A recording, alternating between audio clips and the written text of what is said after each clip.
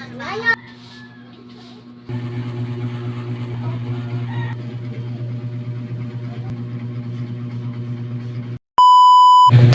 mga madi, maayong adlaw, another day, another vlog na sad for today's video ang inyong madi. At tingnan nyo naman ang panahon mga madi, o diba sobrang ganda kagaya ko. Huy! At alas 12 na pala ito ng tanghali mga madino, at syempre nagpapakain po ako dito sa aking mga junakis. At tingnan nyo naman ang aking aurahan dyan, o diba sobrang haggard pa talaga kasi wala pa talaga yung ligo. So pagkatapos ko nga palang pinakain ng aking mga anak ng pananghalian nila, no, so nagwalis na ako dito para kunyari may ginagawa ako ba. Huy! At nagtatagalog tayo for today's video, no, pero kung may masalita man ako na Bisaya dyan, huwag kayong magpuot ha.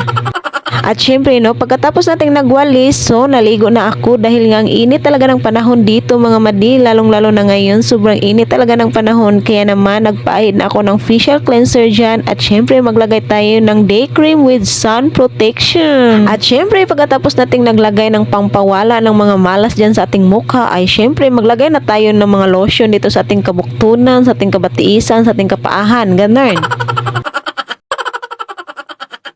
At syempre mga madi, hindi pa yan natatapos dyan. Oy, saglit lang ha, alis lang muna ako, may kukunin pa ako, o diba? Hindi natin yan kakalimutan yung Rexona mga madi, kasi baka lilipad tayo sa baho ng ating ilok. Huy! At syempre pagkatapos sa lahat-lahat, huy, ay hindi pala natapos, magsusuklay pa pala ako mga madi. O tingnan nyo naman, nagmamaganda ang madi nyo. At syempre hindi natin kakalimutan ang perfume, dahil maya-maya pa lang ay darating na ang aking mister. What? At ito na nga ang final look mga madi, o diba parang wala naman nagbago. Huy!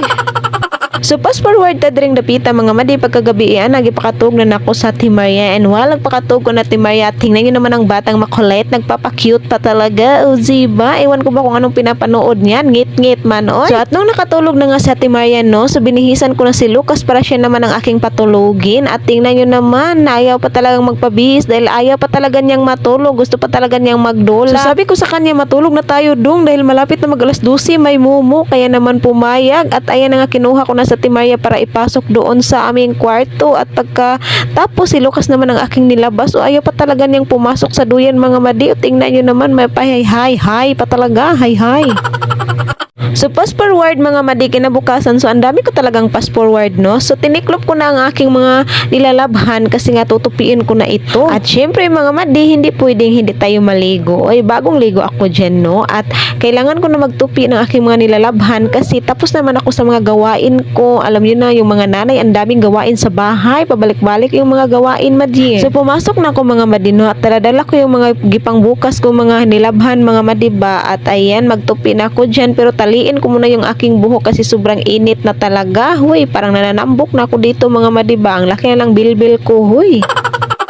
Parang pinabayaan na talaga ako sa kusina ba, at kailangan ko na siguro talagang mag-workout mga madino. Huy, sana all mag-workout. Bitaw, wala namang masama kung mag-workout ka, no? Kahit minyo ka na ba, kahit marami ka ng anak, kung gusto mo mag-workout, okay lang naman yun, oy. So mao na ginatawag mga madiba nga love yourself. Wow, sana all. So hanggang dito na ng aking video mga madino. Thank you for watching. See you again on my next vlog. Bye!